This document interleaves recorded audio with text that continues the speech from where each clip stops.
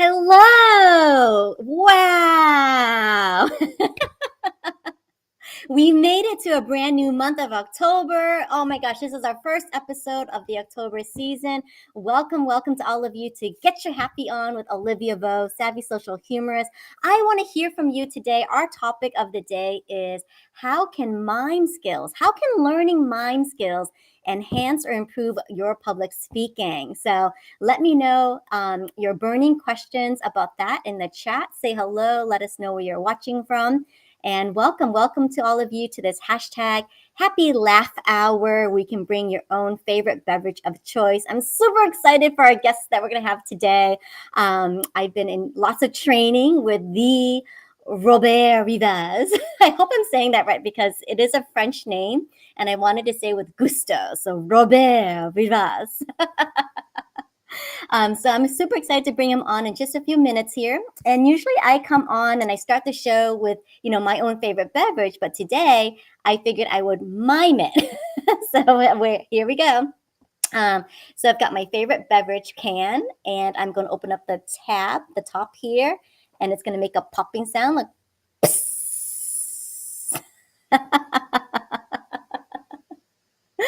and I'm just going to drink out of my wonderful can of refreshing seltzer. Yes, I love seltzer water. I love carbonated drinks with all the bubbles. So here it goes.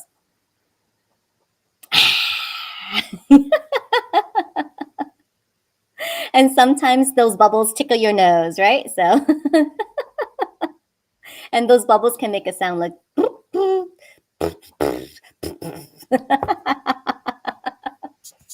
So I just took an amazing 4-hour workshop over the weekend with the amazing Robert Rivest, and we learned so many mime techniques and mime illusion, things that I'm learning to practice into my own Laughter Yoga social clubs and different workshops that I help facilitate.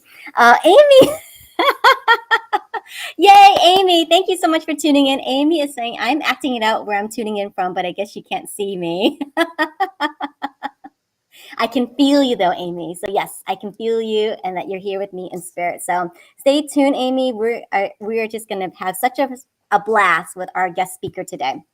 All right. So let me just read off a little bit about Robert's bio for those of you who have not met him yet. So Robert is an internationally admired, beloved public speaker, performer, artist, teacher. He's a very talented mindfulness and stress relief educator. I love how he combines different modalities such as Qigong and Tai Chi and mindfulness and meditation in everything he does. He's often hired as a corporate wellness instructor. He's a comic mime artist and a very gifted laughter yoga master trainer. So stay tuned because Robert has some amazing programs, new trainings that he'll be offering throughout the month of October. So you want to stick around for that announcement. And since 1990, Robert has given over 8,000 presentations in Europe, Asia, Africa, and across the United States. He's on a mission to use mindfulness, laughter, and the performing arts to bring greater health, happiness, and joy to individuals and organizations around the world. So I'm so pleased to have met Robert recently and being involved with his programs and his classes. And so it's truly such a gift, such a delight. And without further ado, let's bring up Robert. Here we go. 1, 2, 3. Hey, Robert. How you doing? See, I see the training paid off already in your intro. Yes. October is amazing. October. Wow. Right? I mean, this year, oh my gosh, like I feel like after the holidays start rolling in, boom, we're already looking at 2023. So, Oh yeah, it's going lightning quick. Probably more like this.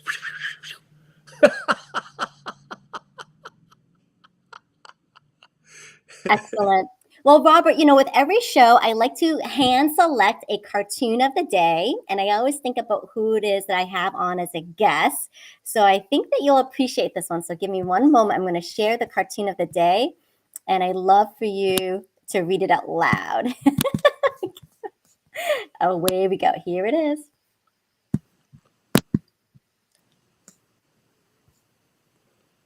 I see.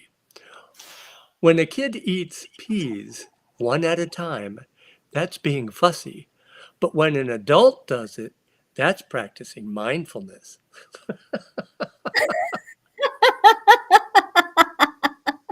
That would be something a kid would say, would pick up on for sure. Excellent. I just love the faces, the expressions on this cartoon. It's priceless. Yeah, I'm sure many families have experienced both ends of that, right? Yes, the mom's annoyance and then the kids scowl like, "What? I'm too young to practice mindfulness?" Right.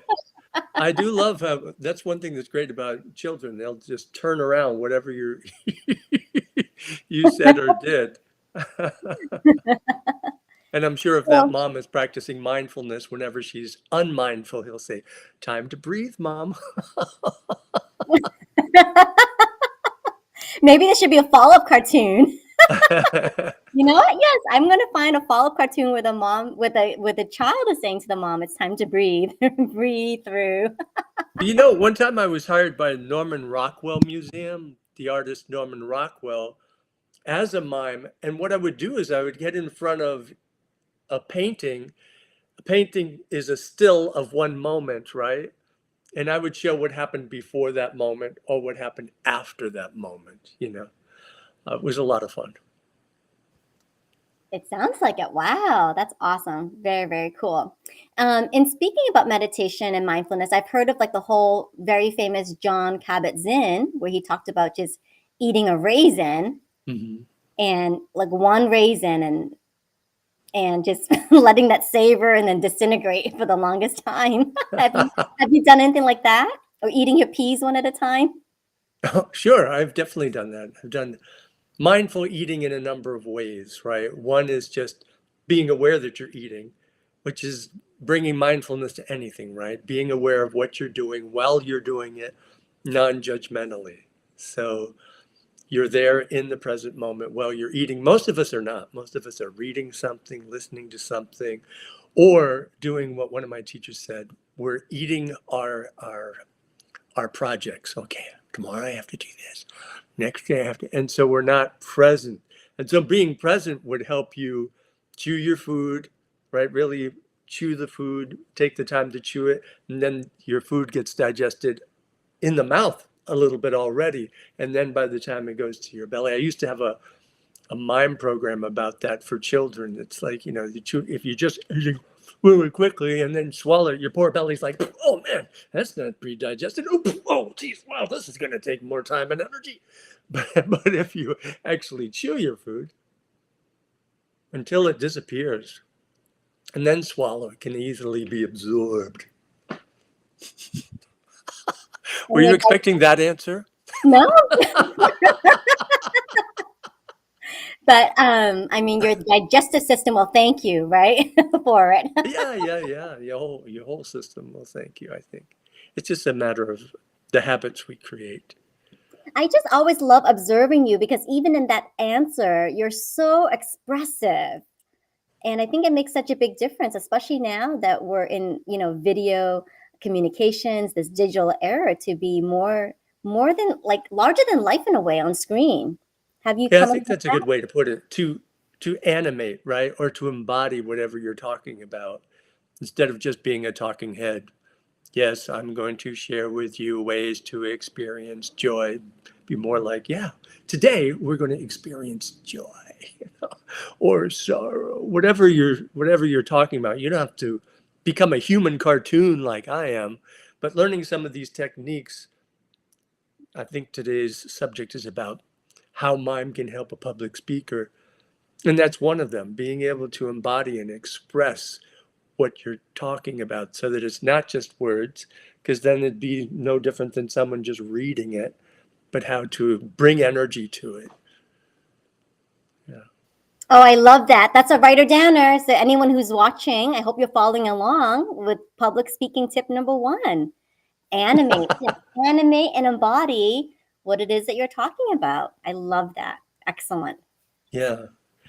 And you remember from the workshop that I talked about it going back before you even arrive to where you're going to be performing, right? Or doing your presentation. That's one of the things that I think Mime is good for public speaking, is because of the warm up, right? Going through all the different joints in the body so that you have the command, you have the ability to become whatever you need. My image just froze. I don't know if it did for you as well.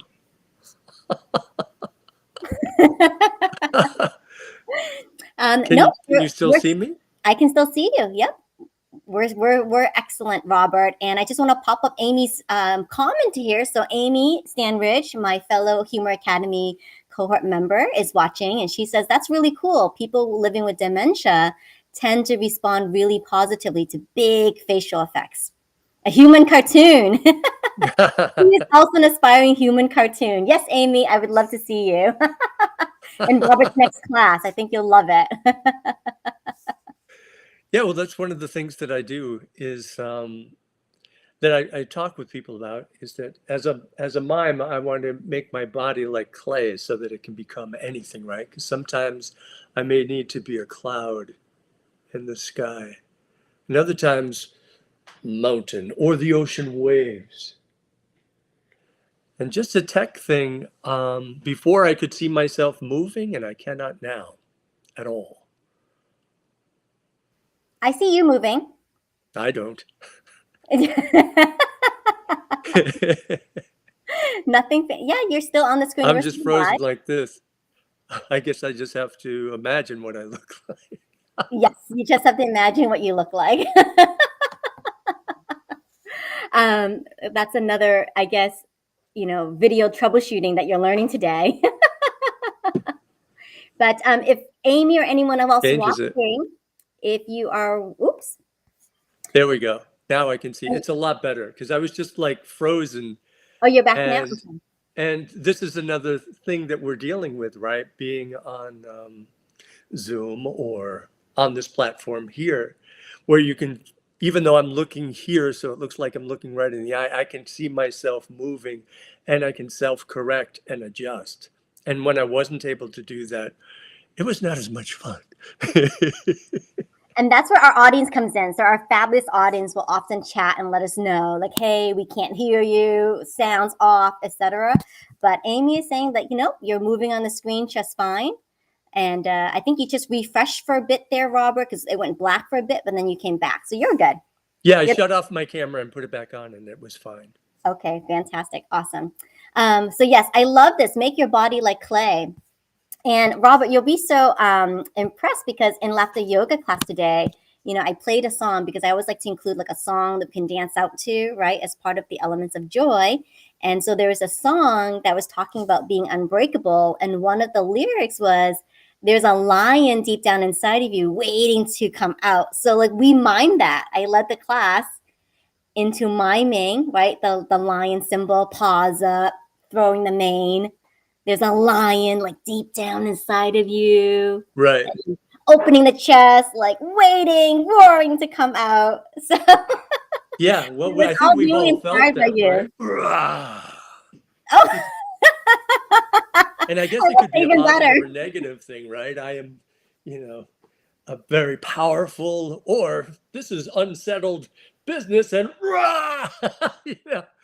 there's an ancient saying, feel your feelings so that others don't have to, right? Because if you're not able to actually feel what you're going through, it kind of comes out in other ways, like that lion could come out. Or it could be, maybe that's your lion of motivation. Like, gee, I don't know. Can I get this done today? I don't. Yeah, I guess I can.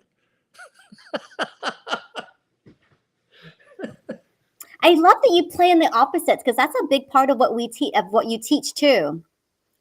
Showing something one way and then the opposite. So I didn't consider that. Like, like if you're in a moment of indecision, like, oh my gosh, like feeling timid, what does it take to tap into that lion factor and roar every decision?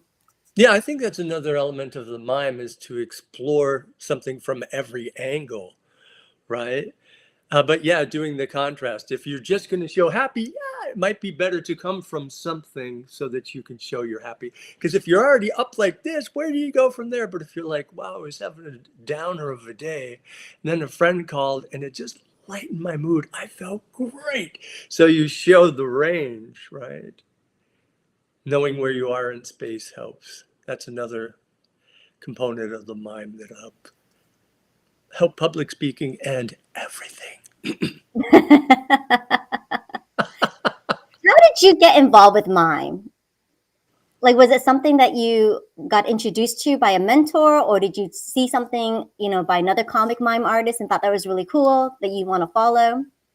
Well, a few things happened. I mean, long before I even knew what a mime was or the word mime, as a little boy walking on my way to school, I would see something and imitate it. Like I would see a bird flying, and I'd imagine what would it be like to be a bird or to be inside the egg. I mean, I had that type of imagination, and I could say to my friends, "Did you see that movie last night about the old guy? I thought he was about to keel over at any minute."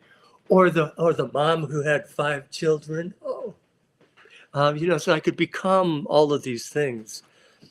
And then, when I was in middle school, I started lifting weights to be very strong to get those muscles going. And when I was 18 and I could go out dancing, at first I was dancing very clunkily, and then I could dance in any way that anyone could dance in the room, to the point where people would stop dancing and make a circle and just watch me dance. My friends would pay me to teach them how to dance so they'd be better dancers in nightclubs, that type of thing. And one time a friend of mine said, you should go to school for that. I think automatically I was, dancing and just doing stuff like this. I have no idea why I was just automatically doing stuff like that. He said, you should go to school for that. And I said, for what? And he said, for mime. And I was like, what's mime? I was 21 and I was taking dance classes at that time. And I looked in a dance magazine and there was an article for a school for mime. And I went to that school. It was at Kenyon College in Gambier, Ohio, the Goldson Johnson School for Mime. And then I met Marcel Marceau, world famous mime. Was invited to train in his school in Paris. I went to Paris. Then back in the US, I trained in mime, dance, theater, improv in New York City. And now it is a huge part of my life. So that was in 1983 I started my training. Yes, I'm Amazing. 120 years old. Mime keeps you youthful as well.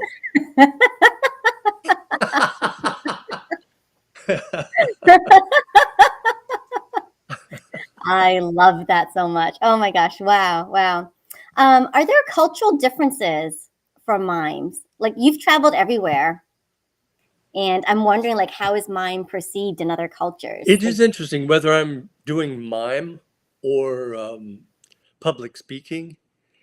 There, the different places that I go, it is in the back of my mind. Wait a minute, is that an American thing? Is that strictly, maybe not only American, but the state that I grew up in, right? You know what I mean? Is this just my neighborhood that thinks this way? But yeah, so there are certain things you need to expand, um, and to make sure ahead of time. Like even with football, right? American football is different than European football, right? American football, you have all these heads on your territory, and European football is what we call soccer. So simply noticing things, knowing things like that. Different cultures do different things. I remember going to Japan and I always opened the door for everyone, and they're like, no, the man goes in first. And also, after doing a presentation in Japan, I usually hear, wait till everyone leaves, and I say goodbye, and everyone who took the training goes, and then I go, and no one budged. And I said, well, how come no one's leaving? And they said, the teacher has to leave first. And so I left, and then they would leave. So there's a lot to learn everywhere you go, for sure. yes, I remember it, especially in Vietnam when I was teaching English as a second language or foreign language, like the students would all bow. And Right. that caught me off guard that they would bow, as soon as the teacher like enters the room. It was so respectful. Yeah, I like that. I like that a lot. I like And even like in Japan, now you talked about it. Like I remember, like even at the airport, people bow down to the bus driver at Japan. Yeah, it's funny. I was just thinking that too at the airport when the bus comes. Yeah, I like that. I don't know. I like it feels right to me. It feels good to do that. A little bit of bowing or in India, namaste, right? Um, Indeed, indeed. So it's yeah, fun. It's fun to travel and to observe, right, these cultural practices, and see, what it is that we can also adopt for ourselves. Because I love that. I just love, because usually I feel like, coming from Boston, I grew up in Boston, and you're from Springfield, Mass, and so I know exactly, Western Mass. But I mhm. remember it's always like you have to run. There's no time to bow. Like you got to run and jump on the bus before the doors close, especially if you're in the subway. Right. Yeah, Once that's they a close, whole you gotta different. wait for the next one.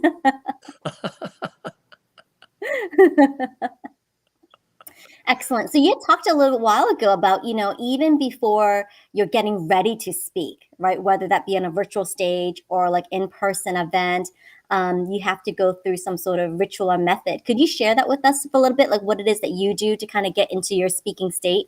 Because it starts from way back, even before you arrive at Yeah, the yeah. venue. Well, it is interesting because even when I was doing mime and dance exclusively, I would arrive to do an hour show. I would arrive an hour ahead of time, check out the space, do my warm up physically, and then when I started doing public speaking, I'm like, wow, I'm still doing my warm up, even though I'm not jumping around the stage and doing all these movements. I still do move. And I found that the physical warm up actually helped the mind and body are connected. It's one really. And so I noticed that by doing my warm up, going through all the different joints in the body, breathing, and doing what I call just opening my energy to the space instead of coming from the car and maybe around here the cold and then checking out the space. I like to come in, do my warm up, open my energy, open my awareness to the space, because as any type of presenter, you need to be inside and outside at the same time. Inside, knowing what's going on with your own body and mind, and outside, being aware of how the audience is reacting so you can engage and change and adjust. And I consider myself to be a conductor of energy. So the warm up would probably take too much time, but ideally, I go through all the different joints, the fingers, and I make sure that my hands pliable, the wrists, the elbows, all the different ways that the shoulders can move. I go through that, the head and neck. And I usually go through all the joints, bending and flexing, and then I go through all the joints with circles. And then with larger full body movements. And, you know, when I send information before doing a presentation, I say, is there a room I can have to myself? And people come in and say, is it okay if I talk to you while you're warming up? And I say, yeah, because it's more about me being here and opening up to the space and doing my warm up. I mean, if 30 people are jumping around the room, yelling and playing racquetball, it might be hard, but was that beneficial? I guess people are going to have to take the class in order to do the warm up. No, absolutely. I think that's super beneficial because you can ease yourself into the situation. You don't have to like be flustered and jump right in. And I think oftentimes, I know for me and maybe many others who are in speaking, like we're so focused on our notes and we want to say the right things Mhm. and we want to remember all the things, right? And to be so profound and we're in our head. But you just brought up a good point about, be outside as well, be an observer, notice what's going on in the room with the audience and picking up those cues. Yeah, it's interesting. Even when you just say, being aware of your notes and making sure, look at my energy, watch out my energy. I want to make sure, oh, gee, that's much different than opening up letting the blood circulate. You've worn things that are really tight, right? A really tight jacket or a tight hood. And when you take it off, you feel the circulation come back. You feel the energy flow. And that's what I'm doing. I'm making sure ahead of time that I am ready for anything. Fantastic. Awesome. Well, I think this is a great segue to talk about some of your upcoming classes. And let me pull up some slides here for everyone to see. One moment. So October is a busy month for Robert. And Yeah. we've got a couple things. And everybody, you can go to the website, robertrivest.com. And that's where you find all the information for his classes and programs, etc. But I was able to take some screenshots and share with all of you some of the upcoming classes that are happening this weekend. Yes, this weekend. So I'd love, Robert, for you to talk a little bit about what's offering this weekend. And hang on one second. Sure. Let me pull the slides. All right, so coming up this weekend is the first of 3 online mindfulness, qigong, and laughter flow. So Robert, would you like to tell us a little bit about how you came up with this class concept? Sure. It's essentially the Rivest method, for lack of a better term.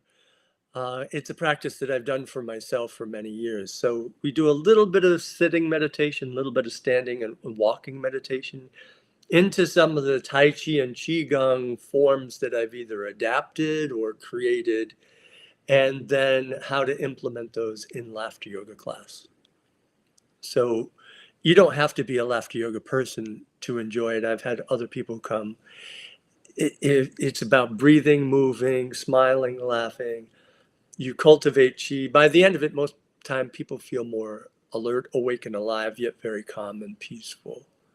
It's a good way to start the day on a Sunday.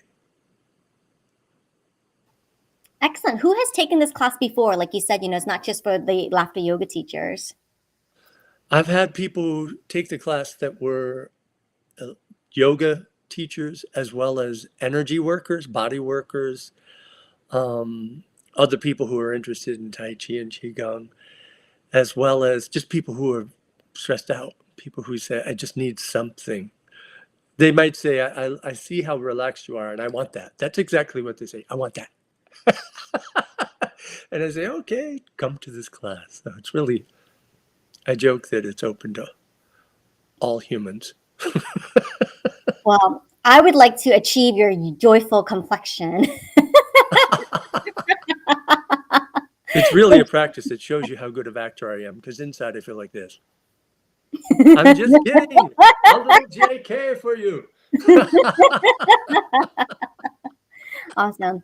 So I noticed that you offer them on 3 different Sundays, both October and November. Now, do they build on one another, or are they separate classes that you can take at any time? Yeah, they're separate classes. They are classes in and of themselves, meaning anyone can drop in and get the benefits from it. We're not learning a form where it's like, okay, we're going to do 7 moves the first class and 7 more the second class. It's not that type of, it's a flow. It's total flow. And do you vary the pace? Because I know, with Tai Chi and Qigong, it's very slow movement. And for someone that's looking for maybe a faster or quicker pace, do you throw that in there or no, not at all? It depends on who's there. I mean, if everyone says, I really need a workout today, part of the warm up is a little more athletic, right? Now, athletic is a strong word, but it's more movement. It does bring the energy up. And then when you do the Tai Chi, it flows. It helps balance the energy, the yin yang.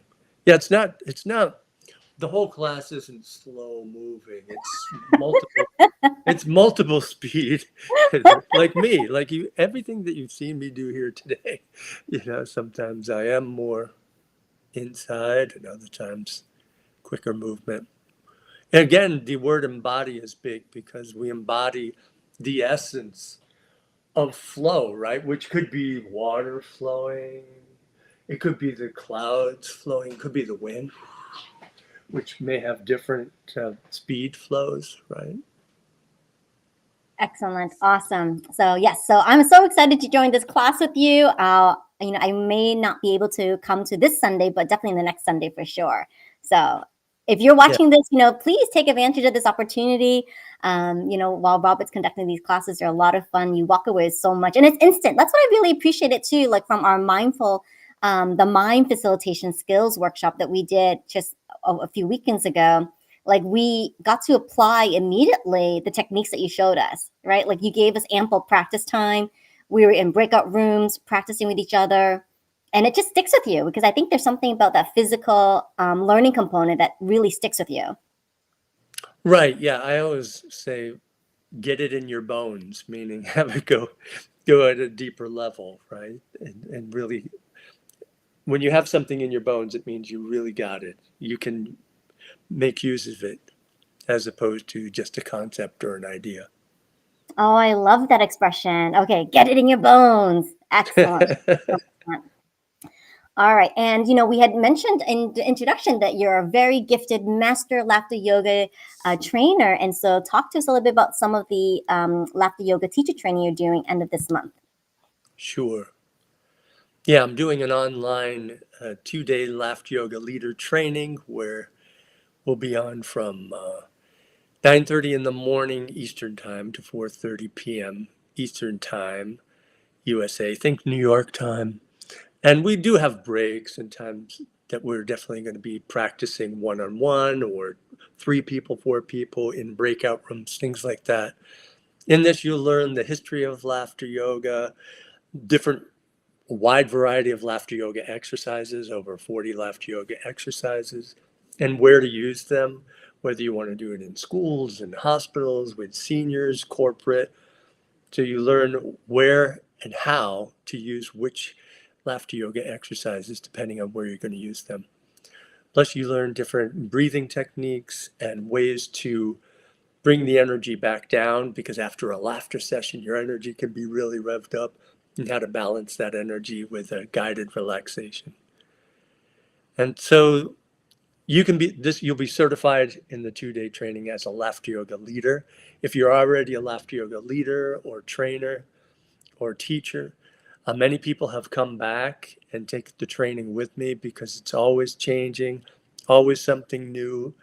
And people who have taken the training with other teachers may come to see my style, which is influenced by mindfulness and Tai Chi and Qigong and breathing exercises and the mime and expressiveness.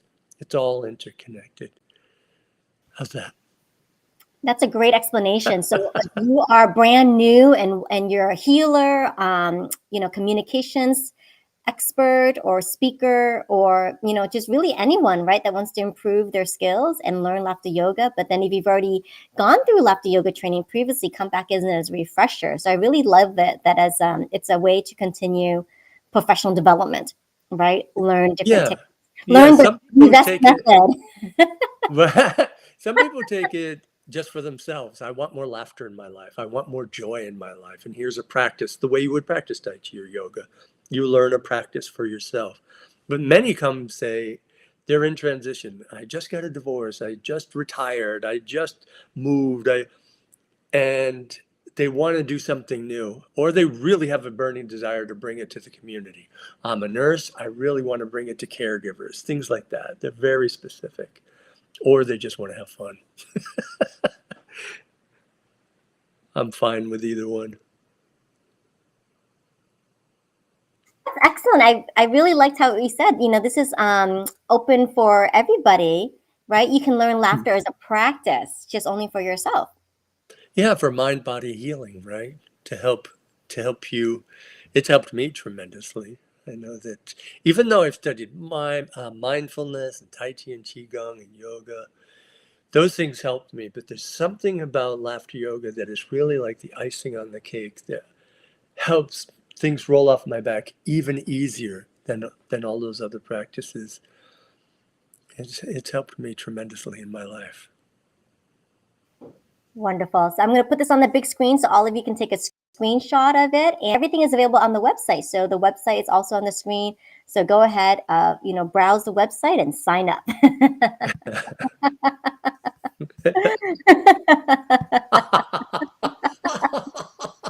Oh yeah, we might as well laugh.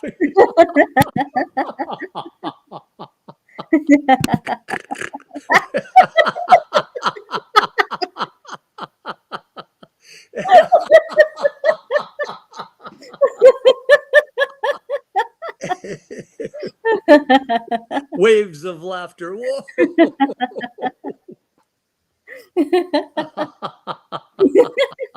Well, the reason why I wanted to do, I mean, I have a laughter yoga social club, first thing in the morning at 9:30.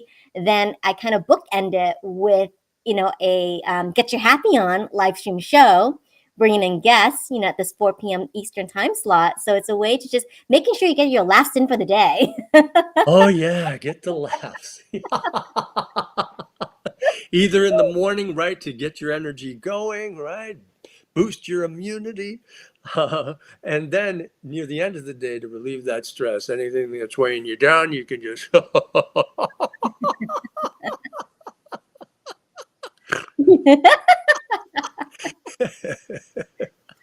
does your family think about? I mean, are you like this even like at the dinner table? Like, what does your family? Are you I the one am, singing in the morning to wake everybody up? no, I am pretty animated, but I'm also, because of the mindfulness, and I mean, I loved quiet. So I enjoy the silence and peace and quiet. So it's not always loud banging, running around or anything like that. I'm a mix of both those things, complete yin yang energy, right? Yeah. Has your family been involved with some of your mime performances? Involved meaning perform with me or? Or do you like pull them in if they're there I to? don't. I'm the type of performer that likes to keep my family life separate. I go and do my thing, and my thing is the mime, dance, theater, improv, tai chi, qigong. And if some of them like some of those things, that's cool. But if not, many people say to me, how do I make my husband or wife do laughter yoga? And I'm like, you don't. You can be an example. I mean, it's not their thing. My family doesn't enjoy laughter yoga, and that's okay. I'm not insulted by it. Um, and so I let them not enjoy it if that's what they want, and I'm mindful of it, right? So I'll do it when the house is empty or this or that. And they know the benefits of that. They can see how it's changed me. They can see that it's helped me, and everyone comes up to them and tells them how much what I do helps them. People that have been affected by my work, how it affects their lives, and so even if it's not their thing, they can appreciate, okay, he's doing something positive in the world. Excellent, excellent. So I'd love for you to lead us through maybe a sample qigong exercise that you do with the lotus flower. Would you be open to that? Sure, you like that one, the I loving do. kindness. Yeah. Yeah, I do love that one. I think, for people that might have missed it previously when we showcased you, to see it again, because it's such a powerful reminder and it has such beautiful imagery, even with movement, which is what, surprised me. Like, I didn't feel that, you could create such image with like just your physical body. Yeah, and what I'm in, my style combines these things, and what I'm realizing is that, in the mindfulness qigong class, it's poetry in motion. I really am, usually the words that I use are poetic visual imagery, and then we embody it. So it's the two together that I think are what you're talking about. You ready to do this? Ready? Yes, poetry in Everybody. motion. Let's do Yeah, it. that's right. You all ready for some poetry in motion? Okay. I usually start by saying, I am here now. And I usually say, I am as I breathe in silently to myself. And I say, here now as I breathe out. And again, that's all internal. Nice. Have your knees bent. Everything in this form, all of the joints are free. Nothing is locked. So ankles, knees, hips, shoulders, elbows, hands, wrists, head and neck. I'll back up a little so you can see. Earth below, sky above. I am a conduit, a vessel, a channel for healing energy, light, and love. From deep down in the mud, through clearer water, opening like 1,000-petal lotus flower. Loving kindness is my superpower.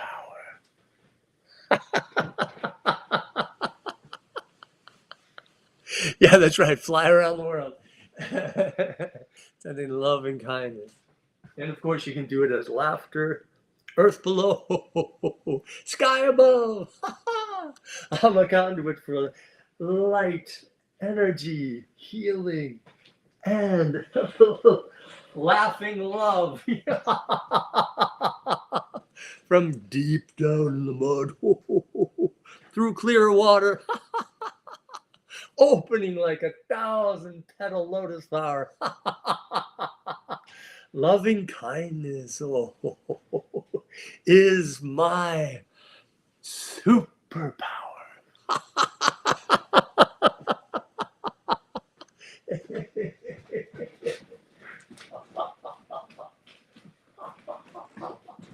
Woo.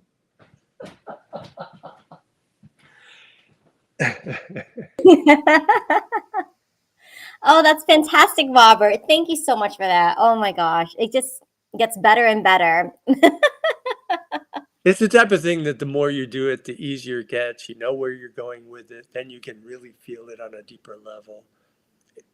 Because at first it may seem like, what on earth is he doing? And then you realize, oh, this is a mind-body mindful movement. Exactly. Oh my gosh, so exciting. All right, awesome. Well, where did the time go? It's So now we are getting ready for rapid fire question time. So, woo! Let me get a sip of water for that. It could be dangerous if I'm not allowed to think before answering. Do I have time to think? Well, it is rapid fires. I'll do my best. I'll edit if needed. As I All right. improv. So here we go. We already know that loving kindness is your superpower. What's another superpower? Another superpower is unchained silliness. Amy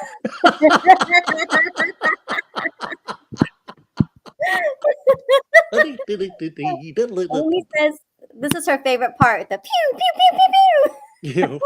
All right, let's go. Because Amy has been in the hot seat before for rapid fire question time. So, all right. What's your costume this year for Halloween? I'm going to have a number of different costumes. I have a Halloween show for children, and I bring a number of ways that you can change your appearance. And one of them is this here, and it moves. I can't have a stagnant.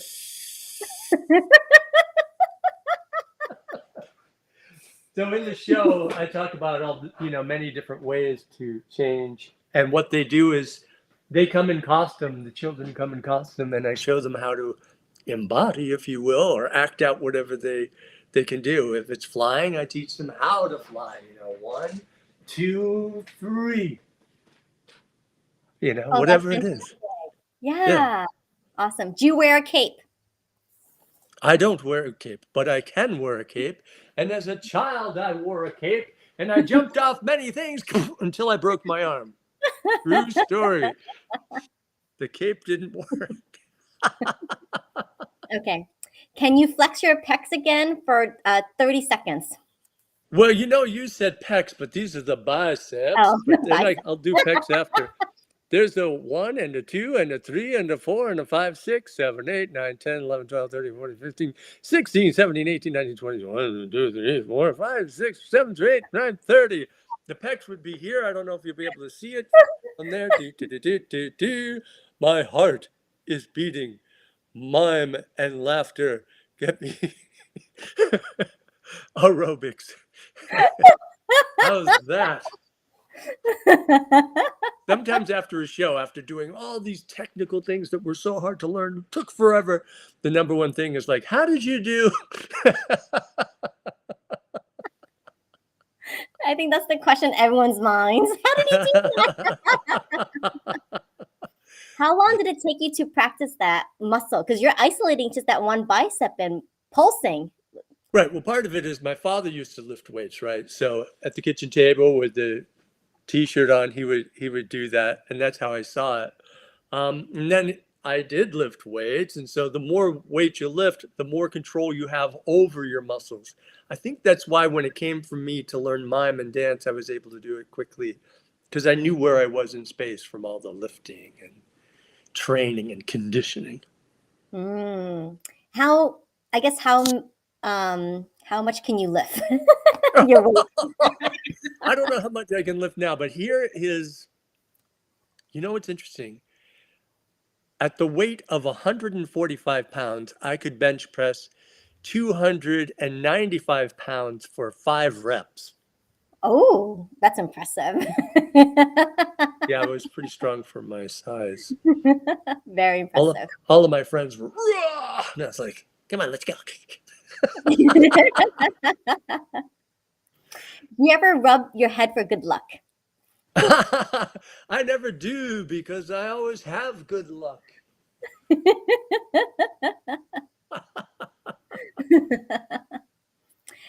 You said something the other day, actually quite a while ago on a post about feeling colors. What's the color you're feeling right now? Orange. Ooh. What does orange represent for you? I'm not sure. But I guess this is rapid fire. I think orange. Well, orange is the new black. No. Orange to me is opening. Orange, you glad you did mime and laughter yoga? Yes, I am glad. Thank you very much. Have an orange.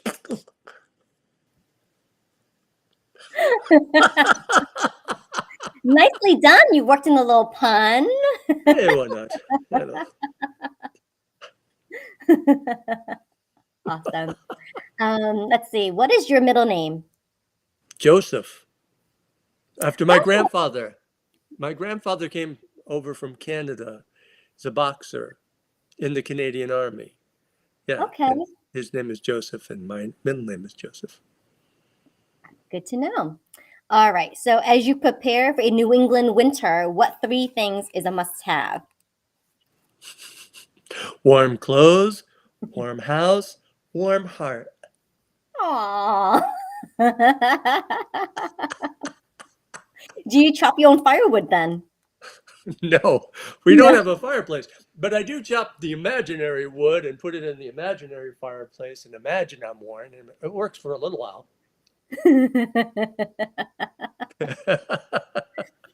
What's one thing to do? What's one fun thing to do when you have no power? Like a power Fun outage. thing to do when you have no power is to run around the house without being able to see anything and see if you survive the day. Go ahead, kids, go. No.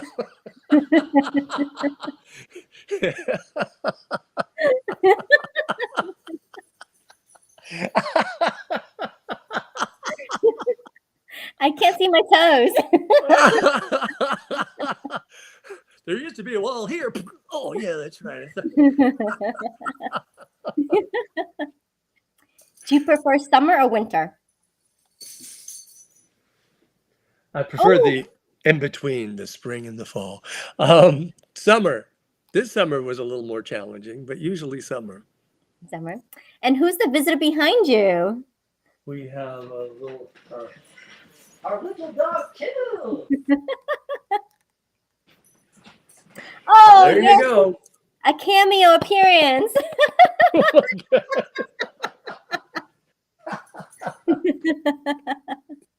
I think she thinks it's time to have food. What kind of dog is she? A mix, and I can never remember What mix? Oh. But she's a rescue. I don't know if we actually ever knew. A lot of little dogs. How many dogs have you rescued? Well, one we got from a farmer. We got 2 cats that are rescue and a dog. That's pretty much it. Okay, full house. Yeah, in the beginning of the pandemic, we had 2 teenagers, 2 dogs, 2 parents, 2 cats, too many Zooms going on. What a zoo. So do the cats and the puppy get along? Most of the time. Jealousy creeps in, of course, sometimes. What's a jealous face that they make? How do you know if they're jealous? Well, the cats really don't care, but the dog's like, hey, what? You're giving attention to what? Hey, and the cat's like, whatever. Get a life. Do some mindful meditation. If you scratch a little later on, thank you very much. Favorite dog treat that they like? I should know. I don't. Someone else in the family buys them, and I just give them. I have no idea. How about they're called popcorn treats.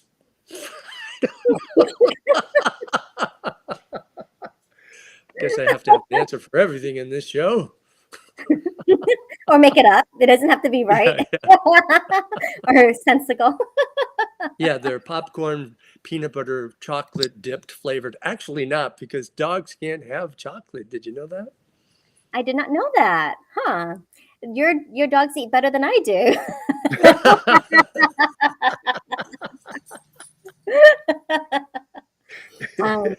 Do the cats have their own dedicated space, like a playground? With Yes. the tiers and the towers. Mhm. Yes. And favorite cat treat for them? I don't know about the actual food cat treat, but the toy with the mouse on the end of it, pretend mouse, and a string, and you just go like that, and they like to chase it around. Oh, And they on my love that. Facebook the other day, I think my most recent post, I was doing my floor exercises in the morning, and the cat jumped on my back, and there's a photo of that on my Facebook. Oh, I'll Yeah. need to hunt down that photo. Okay. It was one of those freezing cold mornings. That's awesome. All right, Robert. Last question for rapid fire question time. Can you mimic a cat fur ball? Hairball. Yes. Yeah, usually when people want to see me do a cat, this is what I usually do. I'm just going to let the dog, oh, she's settling down. Okay, here we go. Ready? Cat.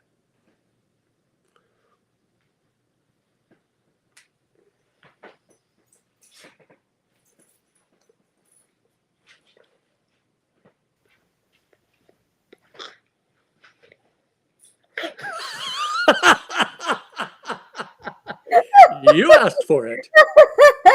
No one else did. There you have it. Oh my gosh. Wonderful, Robert. Fantastic. Woo! You completed rapid fire question time. And when you show this, speed up the time of it so it makes it look like I did it even faster, okay? Yes, if you are watching this on replay, just replay on the 2x speed.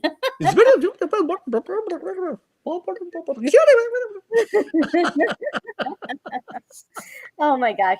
Well, this has been just the most delightful afternoon. Thank you, Robert, for spending your time with us here on the Get You Happy On show. I encourage everyone to please connect with Robert. You can find him on LinkedIn.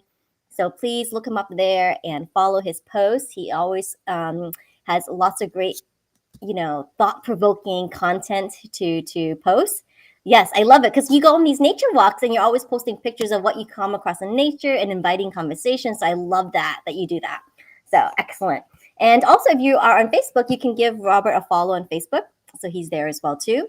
And then, of course, any of the upcoming classes and workshops that Robert's offering, I highly encourage you to go and participate. Very reasonable, and what a great way to spend a weekend. And you'll be in the company of so many kind-hearted, good souls. I think you only attract like very kind-hearted, mindful people. Yeah, that are in it's a the good way to class. put Yeah. it. And everything, all the information you can find on his website, robertrivest.com. So there you have it. All right. Thank you again, Robert. It's such a pleasure getting to know a little bit more about you. And thank you for just demonstrating those beautiful exercises with us and all your wonderful public speaking tips. Oh, you're welcome. I hope they're helpful. Thank you very much for the invite. I appreciate it. Have fun. Stay light. And we'll leave you with this one writer downer of why you should take up training, because you want to get it into the bones. That's how you remember. Yeah, man. And then you can have the muscles bounce. Yes, that's an extra class. That's right. That's for advanced students. Wonderful. I did want to share one last quote from Robert. If you go on his LinkedIn, this is part of his LinkedIn banner, which I absolutely love because it's just, it speaks to who he is and what he's about. And many of you may have heard the quote, be the change you want to see in the world. So get this. This is Robert's variation of this quote. Here we go. Let me pull up on the screen for you. And this is where we'll end up. Here it is. Be the light you want to see in the world. Excellent. So thank you everyone for joining us today, and we will see you next time. Goodbye. Oh, thank you, Amy. Thank you. It was so much fun to have you and to have your energy here with us, Amy. So glad you enjoyed. Tell all your friends to watch the replay. Comment away and share with us. Let us know which one of the public speaking tips that you will practice and adapt as well. Oh, Marina is in the house. Marina, thank you. Truly a mind master. Take the workshop. You won't regret it. There it is. Powerful testimonial. Thank you, Marina. Thank you, Marina. Excellent. All right. Have a great day, everyone. See you next time. Bye-bye. Goodbye.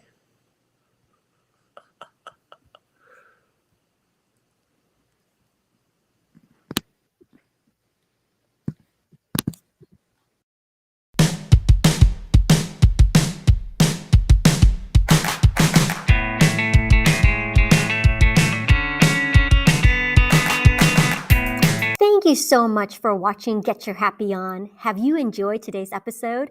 I invite you to comment. So please share with us your thoughts and ideas in the comments. We'll be checking and would love to reply back to you. Please also connect. Connect with each of our amazing special guests and connect with each other here in the comments as well. This is a great way to network and to make new friends. And finally, collaborate. I would love to find ways to collaborate with you or help you to find collaborations with vast people in my network. So remember, comment, connect, and collaborate. Thank you again. See you next week.